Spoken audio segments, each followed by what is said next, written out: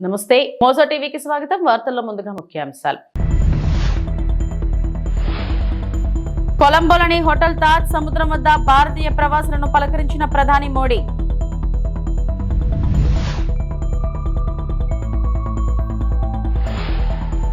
రాజమహేంద్రవరంలో ఆకట్టుకుంటున్న రాష్ట్ర స్థాయి చిత్రకళా ప్రదర్శన.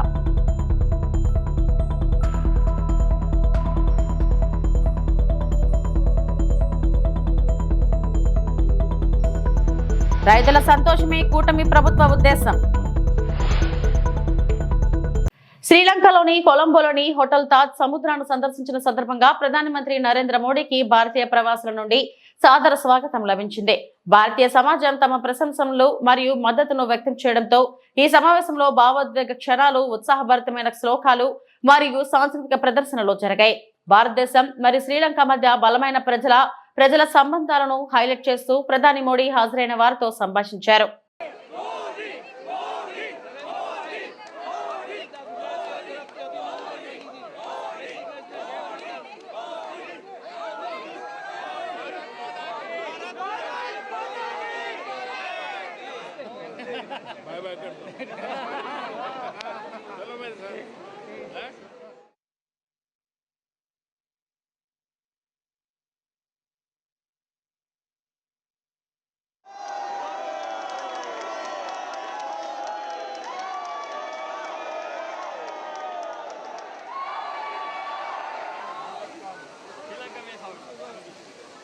नमस्कार जी, वेलकम टू श्रीलंका। जय भारत माता की जय।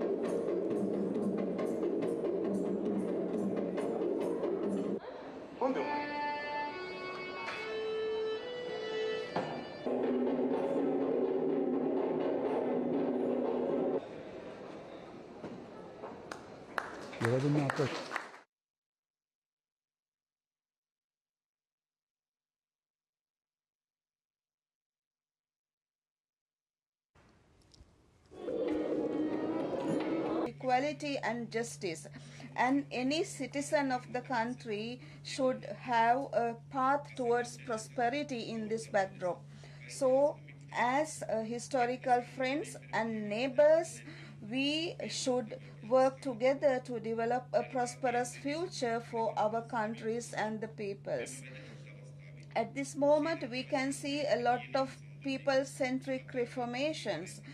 I would like to express my appreciation to Honorable Prime Minister Narendra Modi and his delegation for undertaking a visit in Sri Lanka. Thank you very much. And now I would like to call upon His Excellency Sri Narendra Modi, the Prime Minister of the Republic of India, to kindly join His Excellency Anur Kumar Dissanayake for the conferment of this Mitra Vibhushana Award.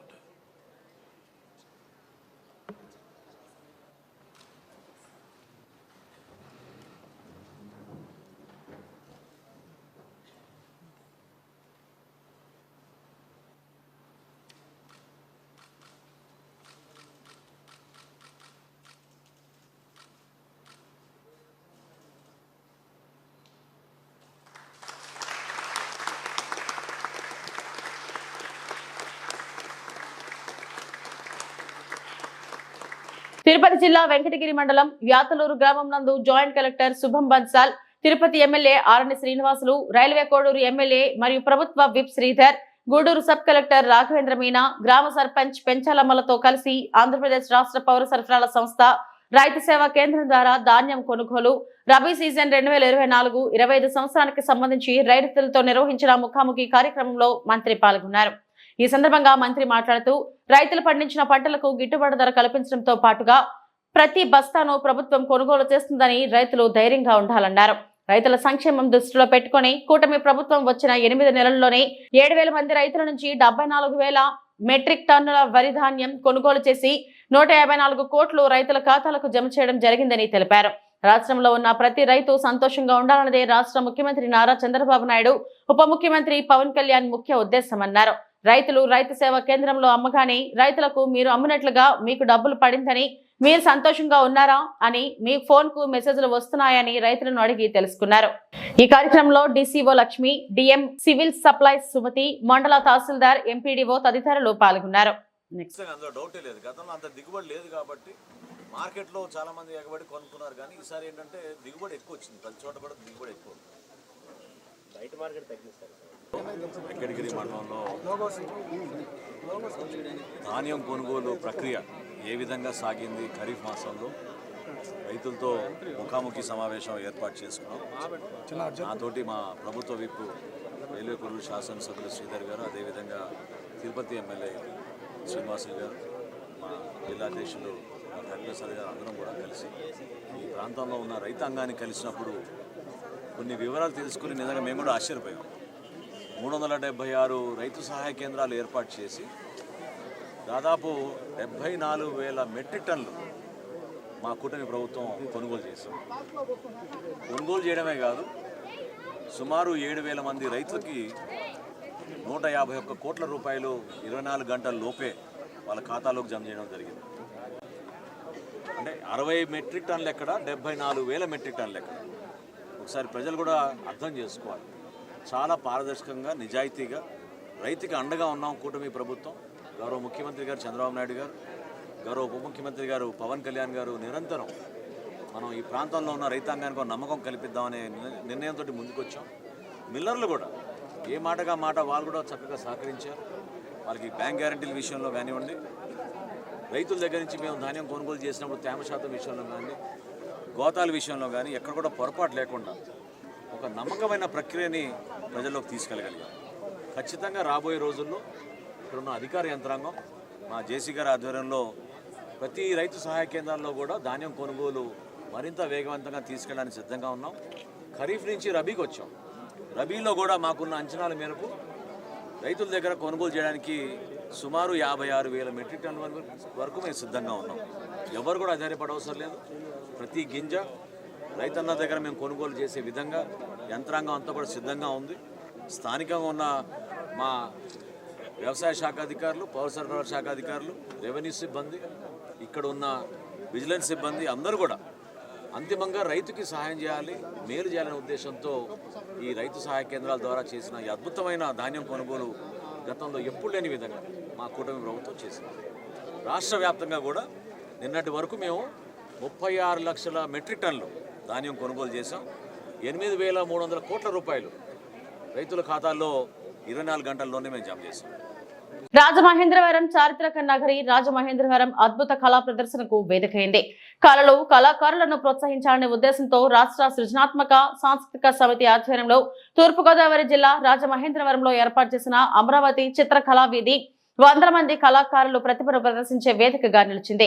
సమితి అధ్యక్షురాలు తేజస్వి అధ్యక్షతన నగరంలోని arts కళాశాల రోడ్డులో ఏర్పాటు చేసిన కార్యక్రమానికి శాసనసభ సభాపతి రఘురామకృష్ణంరాజు, రాష్ట్ర పర్యాటక శాఖ మంత్రి కందుల దుర్గేష్ తో పాటు ప్రముఖ రంగస్థల కళాకారుడు గుమ్మడి గోపాలకృష్ణ, ఎమ్మెల్యేలు ఆదిరెడ్డి శ్రీనివాస్, బత్తుల బలరామకృష్ణ ముఖ్య అతిథులుగా హాజరయ్యారు. తెలుగు రాష్ట్రాలతో పాటు ఇతర రాష్ట్రాల నుంచి వచ్చిన 1000 మంది కళాకారులు తమ కళాఖండాలను 165 స్టాళ్లలో ప్రదర్శనకు ఉంచారు. ఉదయం నుంచి సాయంత్రం వరకు వేల మంది ప్రదర్శనను తిలకించారు.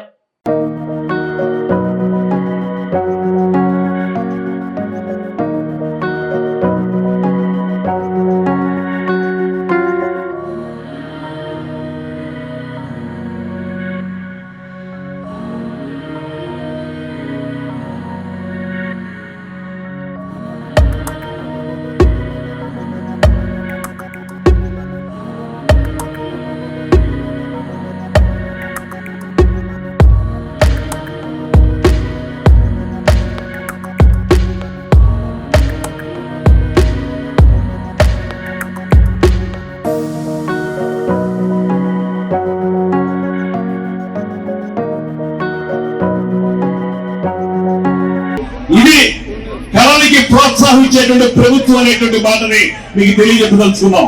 అందుకే మొన్న శాసనసభ్యులు క్రీడలు కళలకు సంబంధించినటువంటి కార్యక్రమాలు జరిగినప్పుడు పక్కనే ఉన్నటువంటి రఘురామకృష్ణరాజు గారు దుర్యోధనుడి పాత్ర అద్భుతంగా పోషించారు.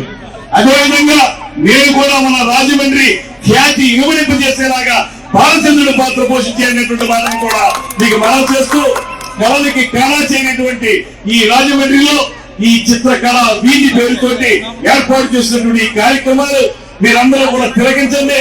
చాలా మంది చిత్రలేఖకులు అందరూ వచ్చి ఇక్కడ వారందరి యొక్క ప్రదర్శనలు మనకు అందిస్తా ఉన్నారు.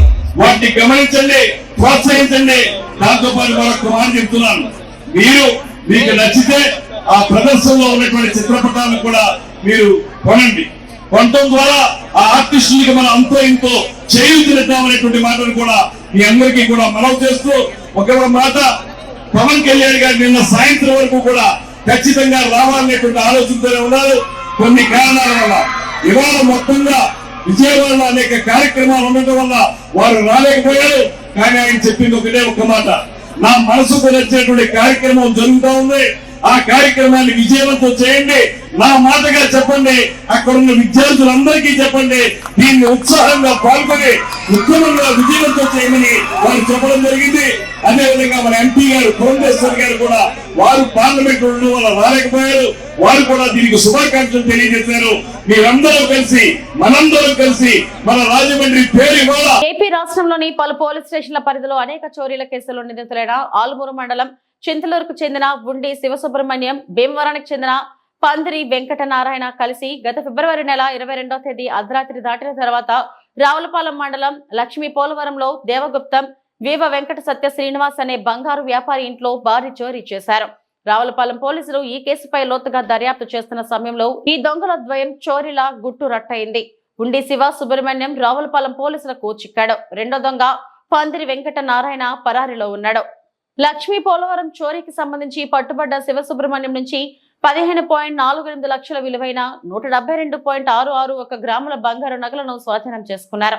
శివసుబ్రహ్మణ్యం 20 చోరీల కేసులు, వెంకటనారాయణ 40 చోరీ కేసులో నిందితులుగా ఉన్న పాత నేరస్తులు. ఈ చోరీలకు సంబంధించి వివరాలను SP B Krishna Rao, ASP AVRBP Prasad, Kothapeta DSP Shankara Murali Mohan, Ravulapalem CI M Shekar బాబుతో కలిసి జిల్లా ఎస్పీకి వివరించారు.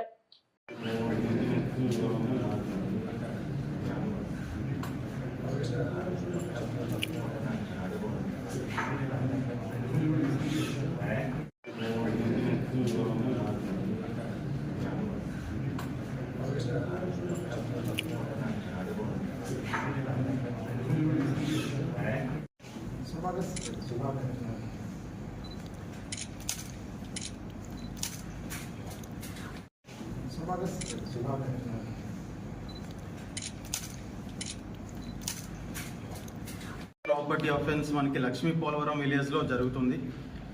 సో డి శ్రీనివాస్ అనే వ్యక్తి వాళ్ళ రిలేటివ్స్ ఇంటికి ఒక 3 డేస్కి వెళ్తారు. సో ఆ క్రమంలో రాత్రి ఈ అఫెన్స్ అనేది జరుగుతుంది. సో దాదాపుగా 240 grams gold and 1.2 lakh cash ఆ రోజు దొంగిలింపబడుతుంది. సో దాని తర్వాత ఇమీడియట్గా మన కేసు రిజిస్టర్ చేసి దాన్ని దర్యాప్తు చేసి మనకు కొన్ని క్లూస్ వస్తాయి ఆ రోజు సీన్లో. అలాగే ఇటువంటి అఫెన్స్ ఎవరు చేస్తారనేది కూడా పరిగణలో కూడా కొంచెం క్రైమ్ టీమ్, అలాగే మన రావులపాలెం టౌన్ పోలీస్ స్టేషన్ సిబ్బంది అందరూ కూడా దీనిపైన దర్యాప్తు చేసి మనకి రీసెంట్గా ఉండి శివసుబ్రహ్మణ్యం ఒక వ్యక్తి పైన అనుమానంతో ఆయన్ని పట్ల ఇన్ఫర్మేషన్ పెట్టి మనం అరెస్ట్ చేయడం జరుగుతుంది. ఆయన దగ్గర నుంచి 172 గ్రామ్స్ గోల్డ్ ఇంటాక్ట్ ప్రాపర్టీ మనం రికవర్ చేస్తాం. అలాగే రిమైనింగ్ గోల్డ్ కూడా ముతూత్ కంపెనీలో ఆయన తాకట్టు పెట్టి ఉన్నారు. సో వాళ్ళకు కూడా తగు నోటీస్ ఇచ్చి డ్యూ ప్రొసీజర్ ద్వారాగా అది కూడా ఫర్దర్గా రికవరీ చేస్తాం. సో ఈ ఎంటైర్ ఆపరేషన్లో ఎంటైర్ డిటెక్షన్లో సిఐ రావులపాలెం టౌన్ సిబ్బంది అండ్ క్రైమ్ టీమ్ చాలా బాగా పనిచేశారు. సో ఒక మంచి కేసుని డిటెక్ట్ చేయడం జరిగింది. సో దీంట్లో నేరస్తులు ఉండి శివసుబ్రహ్మణ్యం, ఆయనతో పాటు పందిరి వెంకటనారాయణ. సో మన అదుపులో ఇప్పుడు ఉండి శివసుబ్రహ్మణ్యం ఉన్నారు. పందిరి వెంకటనారాయణ పైన గాలింపు చేస్తా ఉన్నాం. త్వరలో ఆయన కూడా పట్టుకొని అరెస్ట్ చేయడం జరుగుతుంది.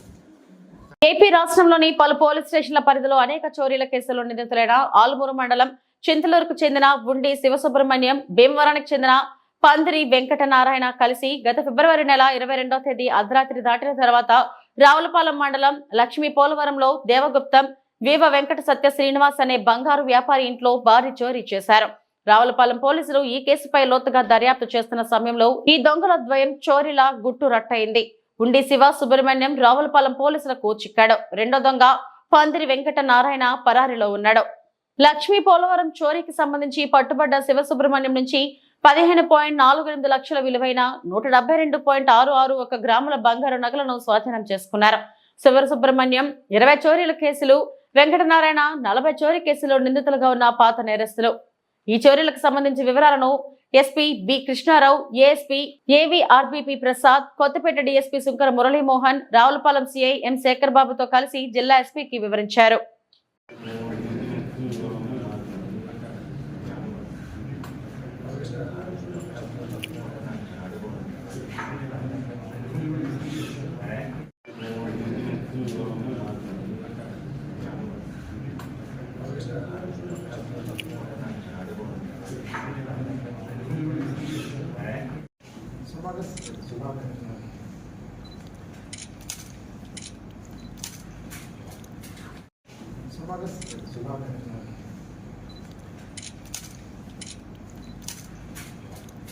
ప్రాపర్టీ ఆఫెన్స్ మనకి లక్ష్మీ పోలవరం విలేజ్లో జరుగుతుంది. సో డి శ్రీనివాస్ అనే వ్యక్తి వాళ్ళ రిలేటివ్స్ ఇంటికి ఒక 3 డేస్కి వెళ్తారు. సో ఆ క్రమంలో రాత్రి ఈ అఫెన్స్ అనేది జరుగుతుంది. సో దాదాపుగా 240 grams gold and 1.2 lakh cash ఆ రోజు దొంగిలింపబడుతుంది. సో దాని తర్వాత ఇమీడియట్గా మన కేసు రిజిస్టర్ చేసి దాన్ని దర్యాప్తు చేసి మనకు కొన్ని క్లూస్ వస్తాయి ఆ రోజు సీన్లో. అలాగే ఇటువంటి అఫెన్స్ ఎవరు చేస్తారనేది కూడా పరిగణలో కూడా కొంచెం క్రైమ్ టీమ్, అలాగే మన రావులపాలెం టౌన్ పోలీస్ స్టేషన్ సిబ్బంది అందరూ కూడా దీనిపైన దర్యాప్తు చేసి మనకి రీసెంట్గా ఉండి శివసుబ్రహ్మణ్యం ఒక వ్యక్తి పైన అనుమానంతో ఆయన్ని పట్ల ఇన్ఫర్మేషన్ పెట్టి మనం అరెస్ట్ చేయడం జరుగుతుంది. ఆయన దగ్గర నుంచి 172 గ్రామ్స్ గోల్డ్ ఇంటాక్ట్ ప్రాపర్టీ మనం రికవర్ చేస్తాం. అలాగే రిమైనింగ్ గోల్డ్ కూడా ముతూత్ కంపెనీలో ఆయన తాకట్టు పెట్టి ఉన్నారు. సో వాళ్ళకు కూడా తగు నోటీస్ ఇచ్చి డ్యూ ప్రొసీజర్ ద్వారాగా అది కూడా ఫర్దర్గా రికవరీ చేస్తాం.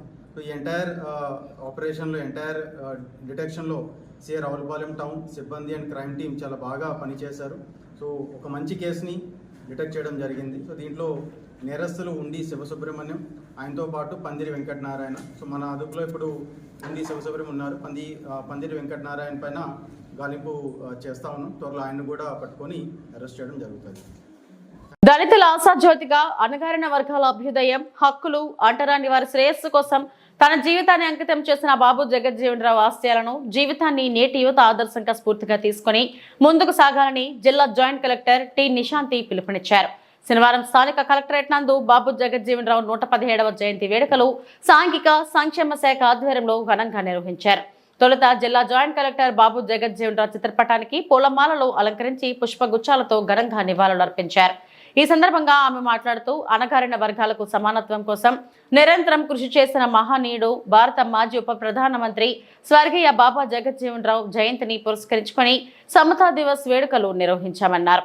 40 ఏళ్ల సుదీర్ఘ రాజకీయ జీవితంలో 30 సంవత్సరాల పాటు కేంద్రంలో వివిధ హోదాలలో పలు శాఖల్లో మంత్రిగా పనిచేశారని, ఆ సమయంలో ఆయన ఏ పదవి చేపట్టినా కూడా ఉన్నతమైన ఆశయంతో పనిచేసి తన పదవులకే వన్నె తెచ్చారన్నారు. ఈ కార్యక్రమంలో వివిధ శాఖల అధికారులు, కలెక్టరేట్ సిబ్బంది, వసతి గృహ విద్యార్థిని విద్యార్థులు పాల్గొన్నారు. అప్పుడు ఉండేటటువంటి ఈ రవాణా సౌకర్యం సరిగా లేదు కాబట్టి మామూలుగా ఆ తర్వాత వాళ్ళ సమస్యలు సాధారణంగా ఇనేవాళ్ళు అనమాట. అంతేకాకుండా ఆయన తిరుగు ప్రయాణంలో ఏ ఇబ్బంది కలగకుండా చూడడమే కాకుండా ఆ వచ్చినటువంటి ఆ కలెక్టర్ సార్ తెలియజేయడము నాకు అది అప్పుడు విన్నాను. కానీ నాకు ఎందుకో ఈ సందర్భంలో మీ అందరికీ తెలియజేయాలనిపించింది. ఇలాంటి ఇతర స్టాఫ్ అందరికీ కూడా నా నమస్కారాలు. ఈ రోజు మనం ఒక గొప్ప వ్యక్తి బాబు జగజీవనరామ్ గారు ఒక ప్రముఖ జగజీవనరామ్ గారు 1908లో బీహార్లో జన్మించారు. ఆయన చిన్న వయసులో అన్టచబిలిటీ మరియు సామాజిక అసమానత చూశారు. కానీ ఆ అసమానతలు వారిని ఆపలేదు. వారు సాధించిన విజయాలు, వారి ధైర్యం మరియు సామాజిక సేవలు, వారు చేసిన పనులు ఇవన్నీ మన అందరికీ ఒక ఆదర్శం. వారు భారత స్వతంత్ర పోరాటంలో పాల్గొన్నారు, నిర్వహించారు. డిఫెన్స్, అగ్రికల్చర్, లేబర్ లాంటి ప్రముఖ పోర్ట్ఫోలియోస్ని వారు నిర్వహించారు. 1971లో ఇండో పాకిస్తాన్ వారి యుద్ధంలో డిఫెన్స్ మినిస్టర్గా వారి పాత్ర ఎంతో చెప్పుకోదగినది. బాబుజీ నిలబడడం కోసం ప్రతి క్షణం శ్రమించారు. ప్రతి చివరి వాడు కూడా లాభం పొందాలని కోరుకున్నారు. వారి జీవితంలో కష్టాలు చూసి వాటిని విజయంగా మార్చుకోవడం అనేది మనకి నేర్పిన పాఠం. పార్లమెంట్ సభ్యుడిగా 40 ఏళ్లకు పైగా 1952లో జరిగిన మొదటి ఎన్నిక నుండి 1986లో ఆయన మరణించిన వరకు కొనసాగింది. ఆయన నిరంతరంగా ప్రాతినిధ్యం వహించడం ప్రపంచ రికార్డ్. బాబు జగజీవన్ రామ్ గారు కేంద్ర మంత్రిగా ఉన్న కాలంలో అనేక సంస్కరణలు మరియు చట్టాలను తీసుకురావడంలో కీ రోల్ పోషించారు. పారిశ్రామిక వివాదాల చట్టం 1947, కనీస వేతనాల చట్టం మినిమం వేజెస్ యాక్ట్ 1948, భవిష్య నిధి చట్టం 1952, ఎయిర్ ఇండియా మరియు ఇండియన్ ఎయిర్లైన్స్ స్థాపన, railway Jones and railway board ఏర్పాటు చేయడం, ఇవన్నీ వారు కేంద్ర మంత్రిగా ఉన్నప్పుడు. తిరుమల శ్రీవారిని ప్రముఖ సినీ దర్శకుడు నాగ్ అశ్విన్ దర్శించుకున్నారు. శనివారం వేకువజామున ఆయన కుటుంబ సభ్యులతో కలిసి శ్రీవారి సుప్రభాత సేవలో పాల్గొన్నారు. టీటీడీ అధికారులు ఆయనకు స్వాగతం పలికి దర్శన ఏర్పాట్లు చేశారు. దర్శనం అనంతరం నాగ్ అశ్విన్ కు ఆలయ అధికారులు స్వామివారి తీర్థ ప్రసాదాలను అందజేశారు.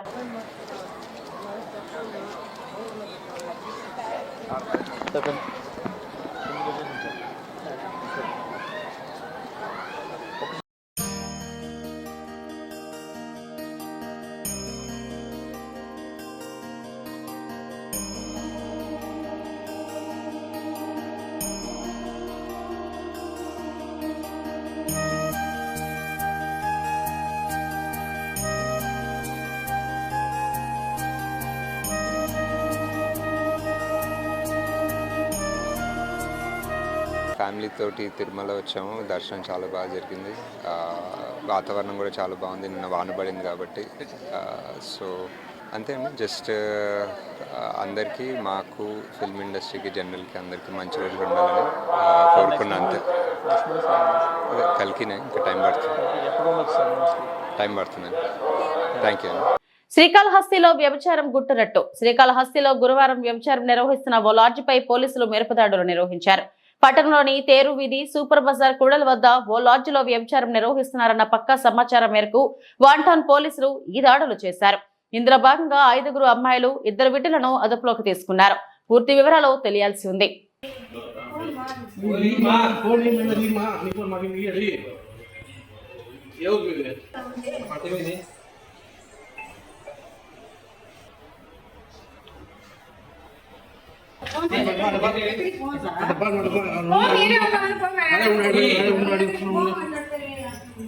బయటకు వస్తున్నావు.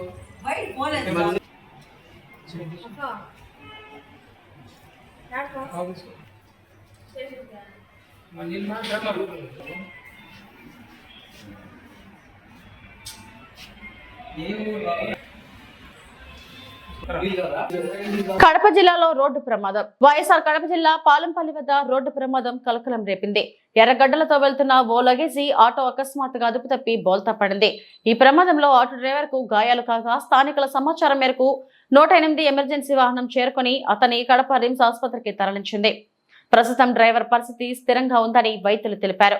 అయితే ఈ ప్రమాదానికి గల అసలైన కారణాలపై ఇంకా స్పష్టత రాలేదు. వేగంగా నడిపినట్టుగా ప్రాథమికంగా అనుమానాలు వ్యక్తమవుతున్నాయి. పోలీసులు సంఘటన స్థలానికి చేరుకుని దర్యాప్తు ప్రారంభించారు.